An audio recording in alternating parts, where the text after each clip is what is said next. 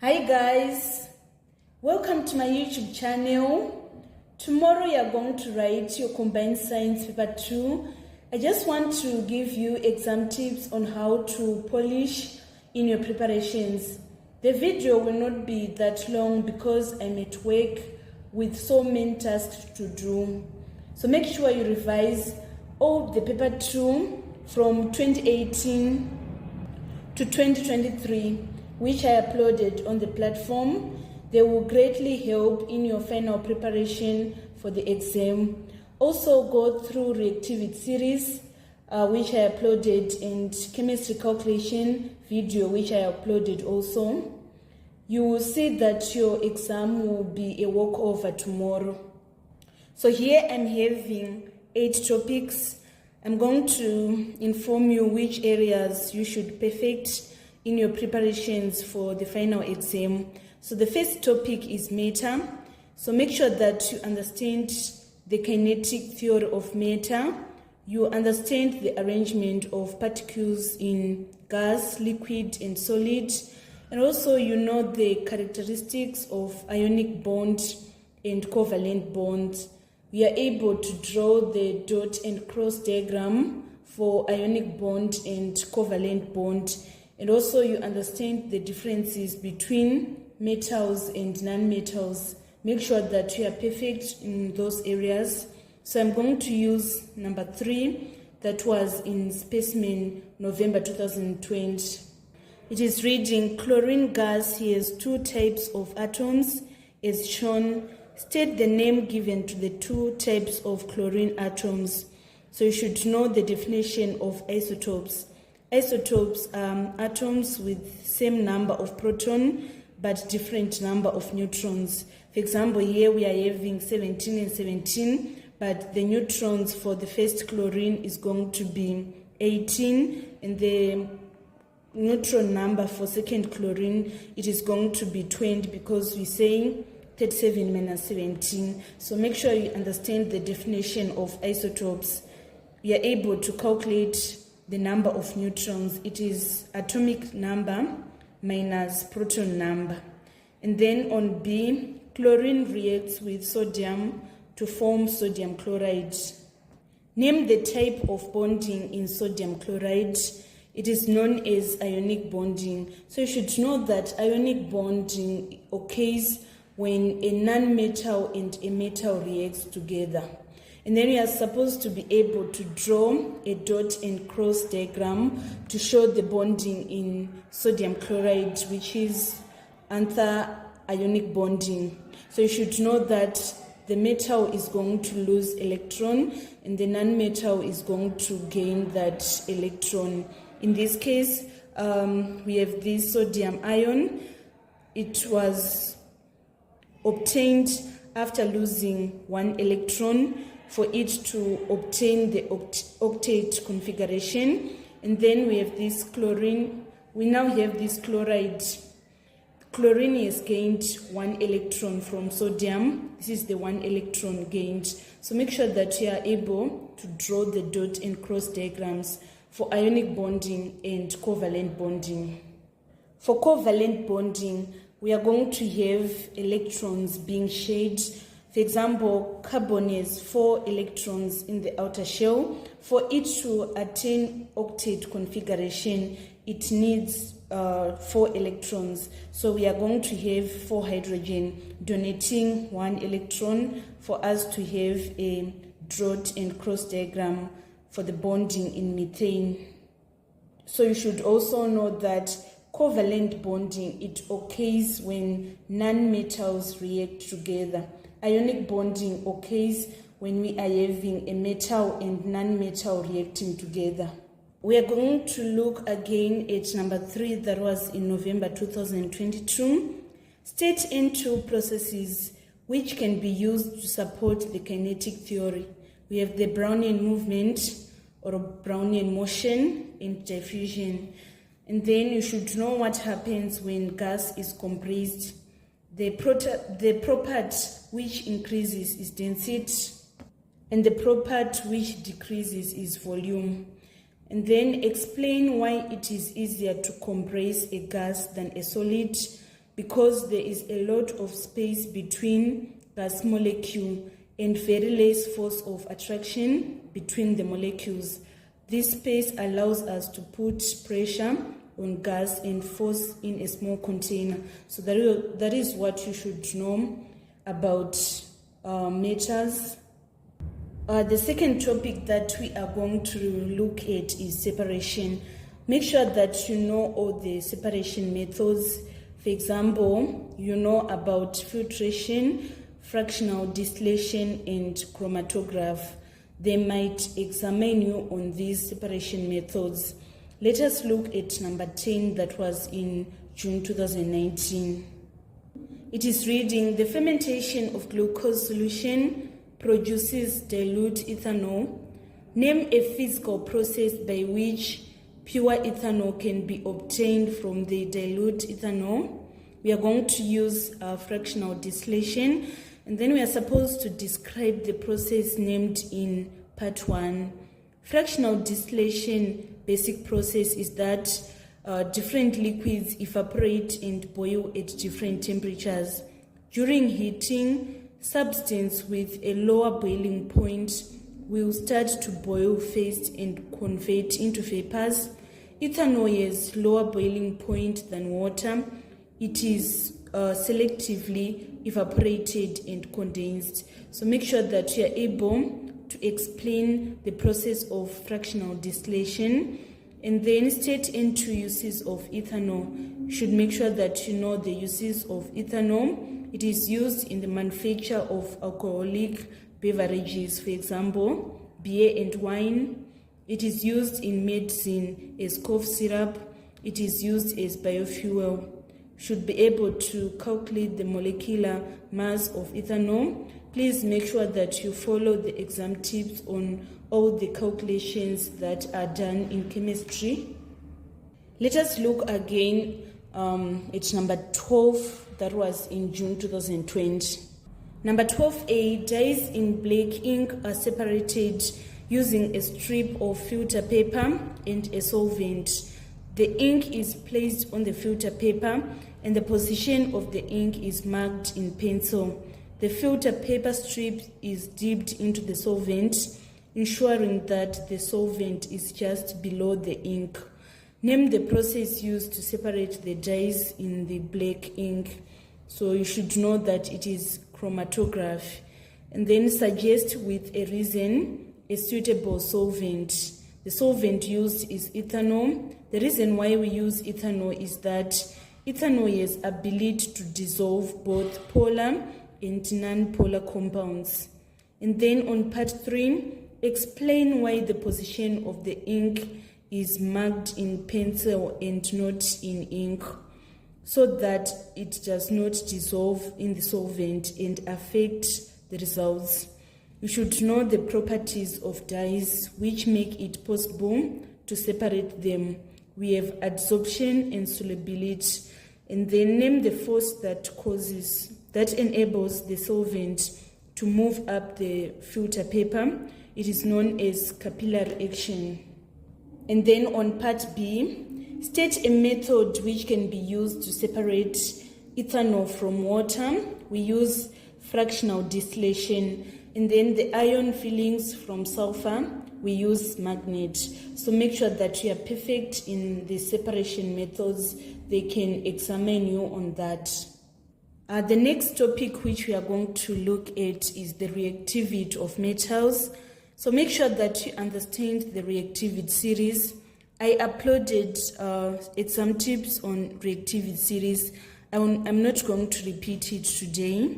So make sure that you follow those tips. And then the reaction of metal plus oxygen, you should know what you are going to obtain. Let's say we react magnesium and oxygen, we are going to have magnesium oxide. So metal plus oxygen, we are going to have metal oxide. And then if we react metal and acid, we are going to have salt and hydrogen. For example, if we react sodium plus hydrochloric acid, we are going to obtain sodium chloride plus hydrogen. You are supposed to know about how to balance the equation. Make sure that you are able to balance the equations. It is very important, especially if you are doing the titration calculations. You need your equations to be balanced so that you are going to obtain correct answers. So make sure that you are perfect in writing balanced equations. And then you should also know about electrolysis, especially electrolysis of water. You should know what is going to be obtained at the anode and what is going to be obtained at the cathode. Let us look at number 11, that was in November 2020. Number 11, Fig 11.1 represents an incomplete electrolytic cell that can be used for copper plating in ion object. So first we are supposed to define the term electrolysis. Electrolysis is defined as a process of decomposing ionic compounds into their elements by passing direct electric current through the compound in fluid form. So you should make sure that you are perfect in defining electrolysis. And then on 2, name the electrolyte used in the process. We are going to use copper sulfate as our electrolyte. And then identify the missing apparatus. This is the region that we are having a missing apparatus. It is battery that is missing here. And then state one change which occurs at the copper electrode. When an electric current is passed through the copper sulfate solution, a thin layer of copper metal is deposited on the cathode, which is ion object, and then an equivalent amount of copper is lost by anode, which is the copper electrode, and it is going to be dissolved into the solution. So this is what is going to happen. We are going to have this copper electrode losing a certain mass into the solution. So we mean that the copper electrode is being dissolved, and then we are going to have that thin layer of copper metal that was dissolved. It is going to be deposited at ion object. You should understand the reason for electroplating ion object. We electroplate the ion object for them to be corrosion resistant, or we are doing that in order to avoid the rusting process. And then we also electroplate for decorative purposes to make it appear shining. Let us move on to part D. Write the half equation for the copper electrode. So you should know that at copper electrode, it is at the anode we are going to have oxidation reaction. And if we are defining oxidation in terms of electron transfer, it is the loss of electrons. So we are going to have our copper electrode losing electrons in order to form copper 2 plus ion. That is why we are having copper minus 2 electrons in order to get copper 2 plus ions. Let us move on to acids and bases. We should know the properties of acids and the properties of bases. They can examine you on that. And also you should know the neutralization reaction, which is the reaction of acids and bases in order to form salt and water. And also you should know about the pH scale. I'm going to use number 12 that was in November 2020. Number 12 is reading a volume of 0.025 cubic decimeter of 0.1 moles per cubic decimeter sodium hydroxide solution was put into a flask and a few drops of phenolphthalein indicator were added. A volume of 0.02 dilute hydrochloric acid was used to complete neutralize sodium hydroxide solution. Name the method of neutralization that was used. It is known as titration. And then on part B, we are supposed to explain the purpose of adding phenolphthalein indicator. We add this indicator in order to achieve the end point of acid to base titration. So the purpose of phenolphthalein indicator is to indicate the end point of acid to base titration. And then on part C, write a chemical equation for the reaction between sodium hydroxide and hydrochloric acid. So you should understand that here they are saying a chemical equation, not a word equation. So we are going to say sodium hydroxide plus hydrochloric acid in order to form sodium chloride plus water. So you should always know that if you react an acid and a base, you are going to obtain salt and water. And then on part G, give a reason why hydrochloric acid should be handled with care. You should know that hydrochloric acid is highly corrosive. It can cause the irritation of the skin. That is why it is supposed to be handled with care. And then on part E, we are supposed to calculate the concentration of the dilute hydrochloric acid. Make sure that you follow the exam tips on calculation of chemistry questions. I've uploaded that video, so make sure that you follow that video for all the chemistry calculations that are calculated in chemistry section of combined science. Number 11A, calcium sulfate can be formed from the reaction between calcium carbonate and solution X. Two other substances are produced during the reaction. So we are supposed to name the solution X. If you react calcium carbonate and sulfuric acid, we are going to obtain calcium sulfate and water and carbon dioxide. So the solution X is sulfuric acid. And give the other two products, we are going to have water and carbon dioxide. The name of the reaction that occurs between calcium carbonate and the solution is known as neutralization reaction. And then on part 4, to prepare a pure sample of calcium sulfate, excess calcium carbonate has to be added to the solution X. Explain why the calcium carbonate should be in excess. This is to ensure that all the acid has reacted in order to form the salt. And then name the process that is used to separate excess calcium carbonate from calcium sulfate solution. We are going to use the filtration method. And then on part B, the strength of an acid or base can be determined using the pH scale. State the pH values on the pH scale. So the pH value, they range from 1 to 14. And then give the pH value that represents a neutral substance. It is 7. And then on part C, list N2 properties of alkaline substances. When we are saying alkaline substances, they are basic in nature.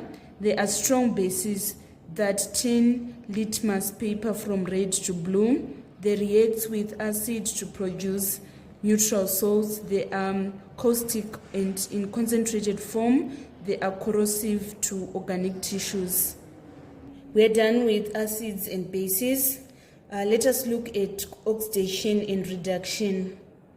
You are supposed to be able to define oxidizing agent and reducing agents, to define reduction and oxidation in terms of electron transfer, hydrogen and oxygen. And also you are supposed to be able to calculate oxidation numbers. So in order to define reduction in terms of electron transfer, we are going to say reduction is the gain of electrons while least oxidation is the loss of electrons. And then in terms of hydrogen, reduction is gain of hydrogen, while least oxidation is the loss of oxygen. So let me repeat again. I'm saying reduction in terms of electron transfer, it is gain of electrons, and then oxidation is loss of electrons. And then in terms of oxygen, oxidation is gain of oxygen, while least reduction is loss of oxygen. And then in terms of hydrogen, reduction is the gain of hydrogen, and oxidation is the loss of hydrogen. Let us look at number 10 that was in specimen 2018. Number 10C. So let us start from number 10A. Table 10.1 shows the effect of three substances A, B, and C on universal indicator solution. We are supposed to state the function of the universal indicator solution. It is to measure the pH value in a solution, and then we are supposed to deduce the nature of substances B and C. Here our B is going to be neutral. You should know that when the solution is neutral, the universal indicator is going to be green. So it means that this is our neutral. And then for C, we are saying it is a strong alkali. When the indicator is purple, it means that it is an alkali. So make sure that you understand that when we are having a weak acid, the universal indicator is going to be orange or yellow. When we are having a strong acid, the pH indicator is going to be green. And then when it is going to be red, when it is green, it means it is neutral. And then when it is purple, it means that it is a strong alkali. And then on part B, dilute hydrochloric acid is reacted with magnesium carbonate. State the type of reaction. It is known as neutralization reaction. And then on part 2, write a word equation for the reaction. So make sure that you understand if it is a word equation, you're supposed to write in words. And then if it is a chemical equation, you're supposed to write using chemical symbols. So hydrogen chloride plus magnesium carbonate. We are going to have magnesium chloride plus carbon dioxide plus water. And then on number 10C, the chemical equations for the two redox reaction are given below. Define oxidation in terms of oxygen. Oxidation is defined as gain of oxygen. And then in terms of electron transfer, it is defined as loss of electrons. And then on part 2, state what happens in terms of oxidation and reduction to iron chloride and copper oxide in the two redox reactions. So we have this iron. It is going to lose electrons for it to become iron 2+. So we are going to say iron is oxidized as it loses 2 electrons. And then chlorine is going to be reduced by gaining those 2 electrons. So this is what is happening in the redox reactions. Let us look at copper oxide. Copper 2 oxide was reduced to get copper. It has lost the oxygen, and oxidation number decreases from 2+ to 0. Hydrogen was oxidized as it has gained the oxygen, and also its oxidation number increases from 0 to 2. So you should be able to define oxidation in terms of oxidation number. If the oxidation number increases, it means that oxidation is okayed, and then if it decreases, it means that reduction is okayed. Let us move on to topic number 6, which is industrial processes. So make sure, guys, that you are prepared to answer any question on blast furnace, Haber process and contact process. Make sure that you are perfect in those topics, and also they can examine you on the biogas production and also the production of ethanol from fermentation. There are a lot of questions on industrial processes. You can look on number 7 of November 2008, number 2 of June 2010, number 7 of June 2010, number 12 of specimen November 2020, and also number 10 of November 2020. They are all questions on industrial processes. You should know the raw materials that are needed in Haber process, the raw materials that are needed in contact process, the raw materials that are needed in blast furnace. This is how they can examine you on contact process. Let us look on the question number 7 of November 2008. It is reading, iron pyrites is used as a source of sulfur dioxide in the manufacture of sulfuric acid in Zimbabwe. Describe briefly how sulfur trioxide is obtained from iron pyrites. So you should know that in order to obtain sulfur dioxide first, we are going to burn iron pyrites in air in order to form sulfur dioxide. And then we are going to have sulfur dioxide reacting with oxygen in order to form sulfur trioxide. So make sure that you write the equations and you describe the conditions that are required. So in order for us to have sulfur trioxide, first we need to burn the iron pyrites in order to get sulfur dioxide. And then sulfur dioxide is going to react with oxygen in a reversible process in order to form sulfur trioxide. And the conditions that are required are vanadium pentoxide, 1 to 2 atm pressure, and the temperature of 400 to 450 degrees Celsius. That is what you are going to explain in order to get all the 6 marks. And then on part B, describe and explain how sulfur trioxide is converted to sulfuric acid. So after having sulfur trioxide, we are going to react sulfur trioxide by concentrated sulfuric acid in order to produce what is known as oleum. And then after we have the oleum, we are going to react oleum and water in order to form sulfuric acid. So make sure that you are perfect in describing contact process, which is the manufacture of sulfuric acid. I'm going to use number 12 of specimen 2018. The flowchart in Fig 12.1 shows the stages in the manufacture of sulfuric acid. So name the industrial process that produces sulfuric acid. It is known as contact process.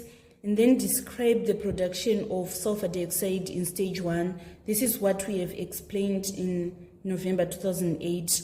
We said sulfur or iron pyrites are burnt in air to form sulfur dioxide.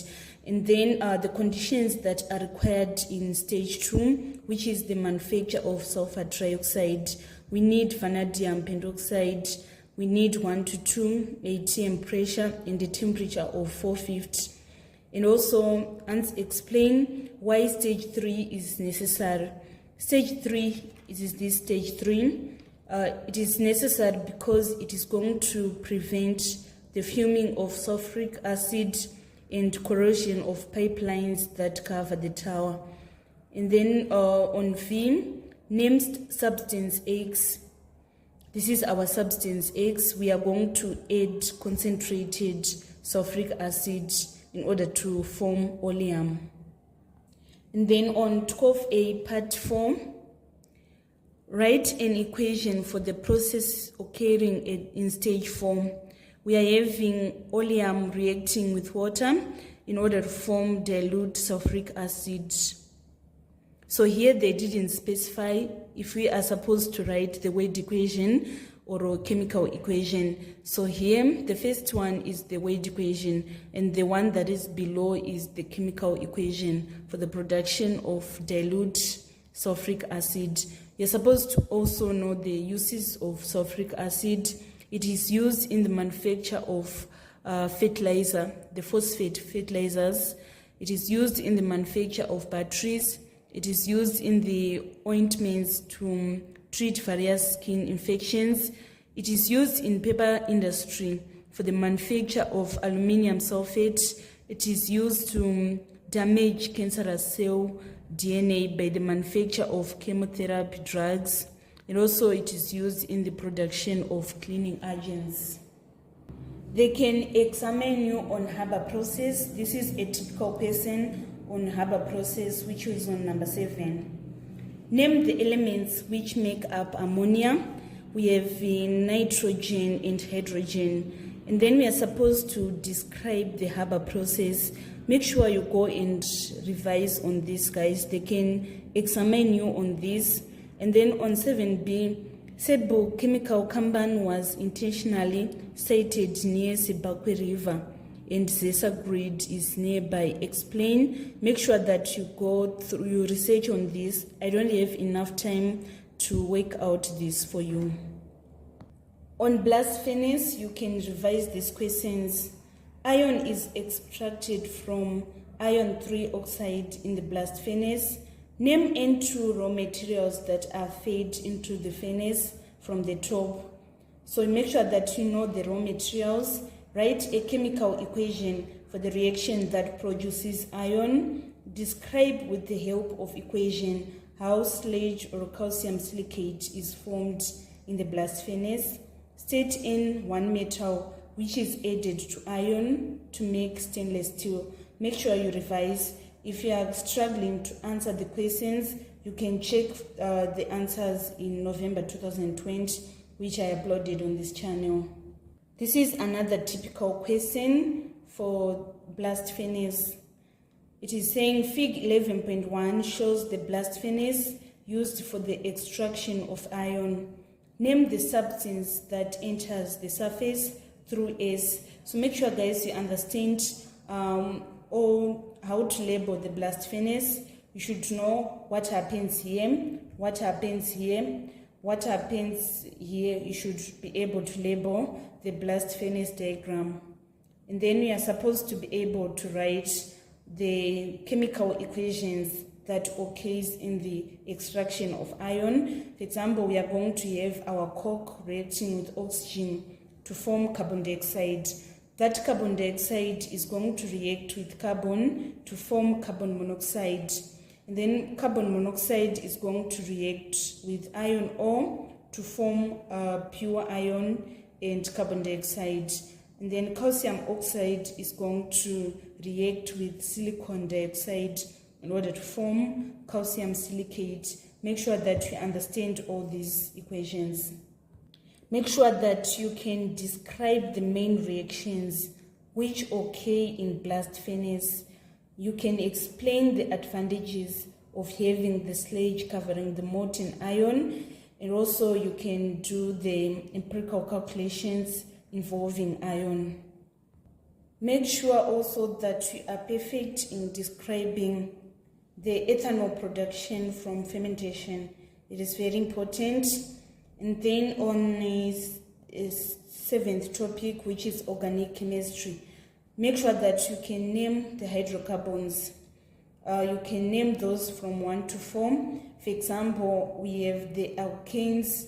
The first alkane is methane, followed by ethane, followed by propane, and then butane. Make sure that you are able to distinguish between the alkanes and the alkenes. For alkenes, we have ethene, propene, butene, going in that pattern. And then you are also you must be also be able to draw the structural formula of ethanol. You draw the structural formula of ethene and ethane. you are supposed to be able to know the uses of hydrocarbons. For example, the ethane is used as a fuel, and the ethane is used in the ripening of fruits. You can visit the question that was on number 13 in June 2019 in preparation for your organic chemistry. And also you should know about fuels, the different types of fuel that we have, the solid fuels, the gaseous fuels, and then you are able to calculate the chemistry calculations that are done in chemistry section. All the best, guys, in your final exams tomorrow. This is Eve signing out. I wish you all the best.